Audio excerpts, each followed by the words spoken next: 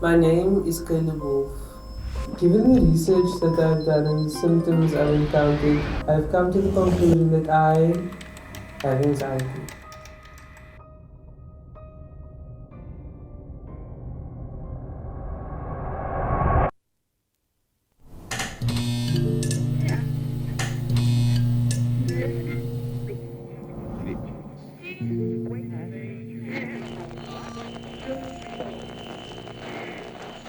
Caleb's first day at school. Are you excited? Yes, I'm nervous when I go to the bathroom. You? I'm nervous when I go to the bathroom. Why are you nervous? I don't know. Just first day. New challenge. Yes. Sit up and crease you.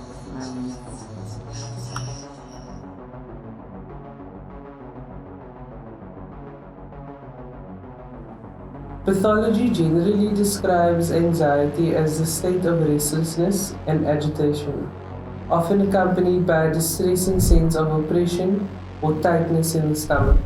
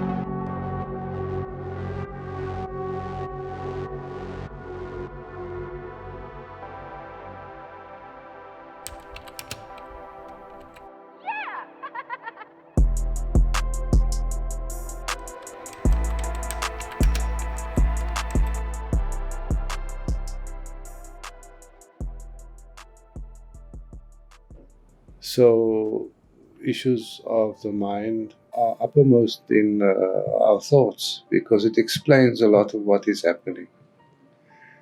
And if we are to address, development, sustainable development and transformation, as we must, in order to overcome the ravages of apartheid, then we're going to have to pay very serious attention to psychological issues and the treatment thereof. In 2011, an American psychologist, James Fadiman, wrote a book called The Psychedelic Explorer's Guide. The book introduced microdosing to a wider audience during that time. It was the beginning of what would become an alternative to antidepressants today. But that was 8 years ago.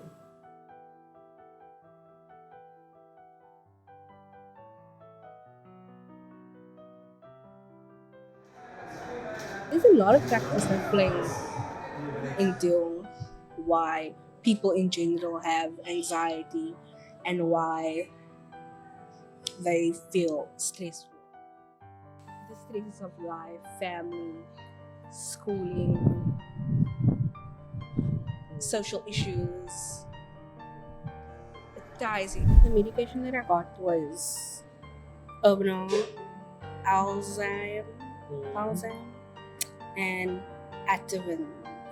So I think the Urbanol I'm supposed to take every evening. The Ativan I'm supposed to take when I'm experiencing like a really major anxiety attack. Like a major anxiety attack. And the other one I'm not sure. So one of them you have to take like every single day. Every evening. But that's every single day basically. Every single day.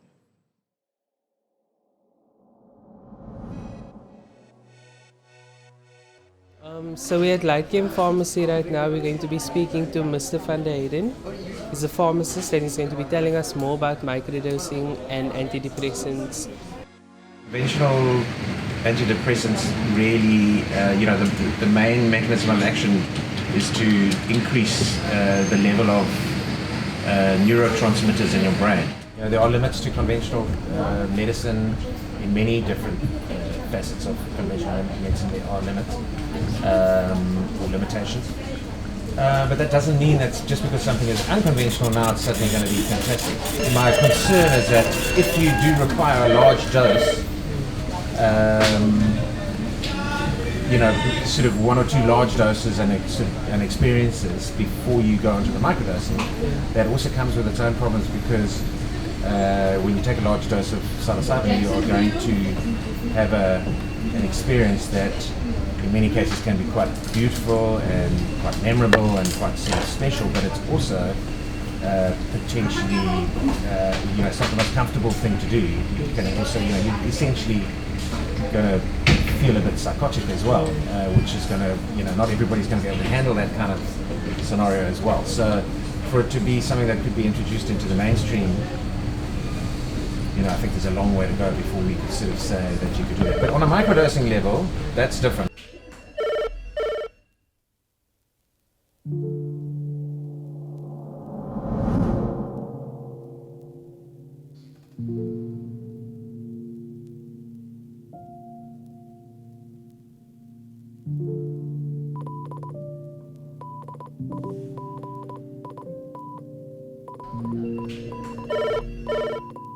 We're on our way now, eh? We're passing Greenpoint. Yeah. Then when we get there, then can I call you? Then would you come down to fetch us, please? Okay. Okay, bye-bye.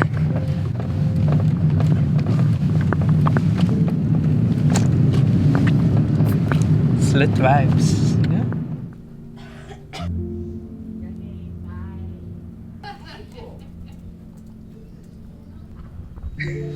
No, I'm actually really nervous. I don't know why. But as soon as it came to this moment where I had to sign in and stuff, I started, my heart started to beat and shit like that. So I don't know why. Don't know why.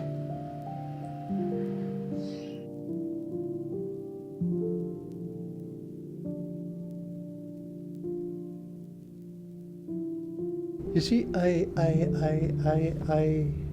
I think I don't like being dependent on unnatural substances. I'm dependent on food.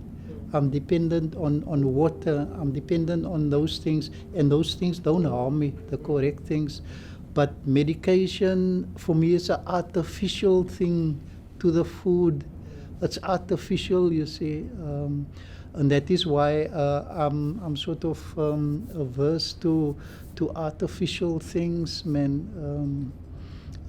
I prefer. That's why I think I go in for not yoga, but meditation and eating correctly and trying to stay away and trying to rest as much as possible. And I think I've done well, Caleb.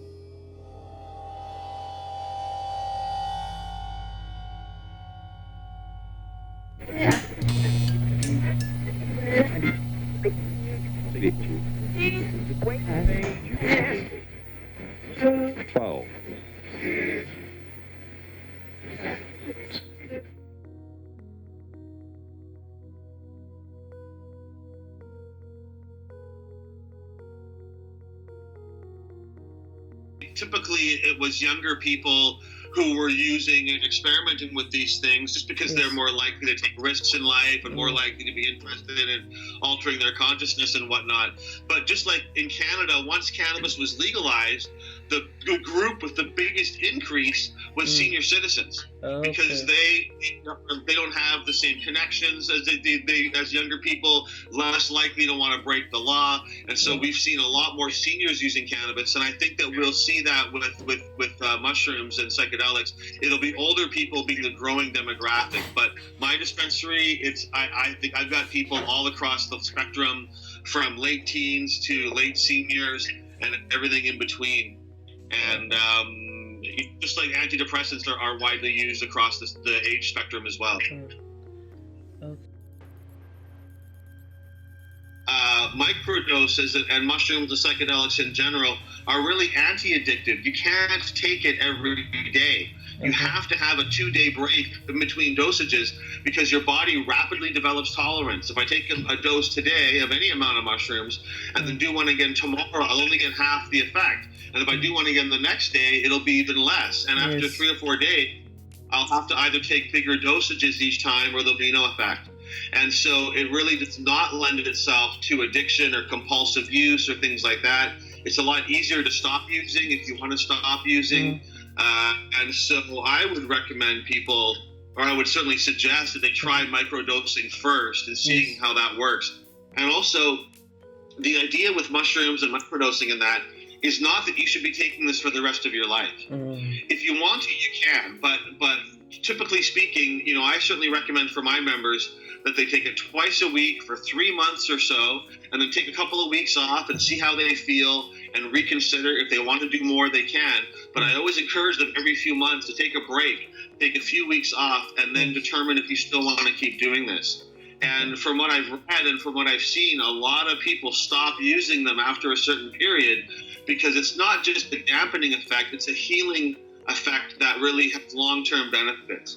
And that maybe you might decide on a microdose for a few weeks, once a year or something like that to help you get some perspective or freshen your mind or whatever. But so we're starting on SSRIs, from what I've seen and read, it can take many weeks or months to even have the effect be felt. And then you're very much in a lifetime pattern where they want you to keep using this indefinitely. And that when you try to stop, you have withdrawal symptoms. And so in that regard, SSRIs are riskier than psilocybin mushrooms. Of course, the big risk with mushrooms is the law. Yes.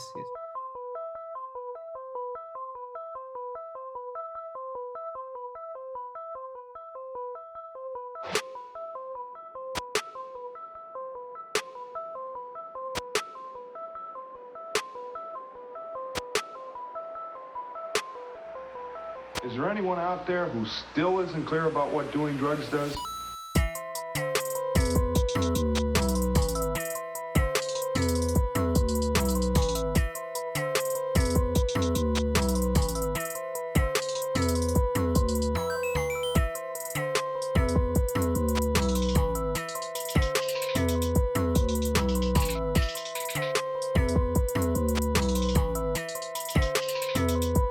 This is your brain.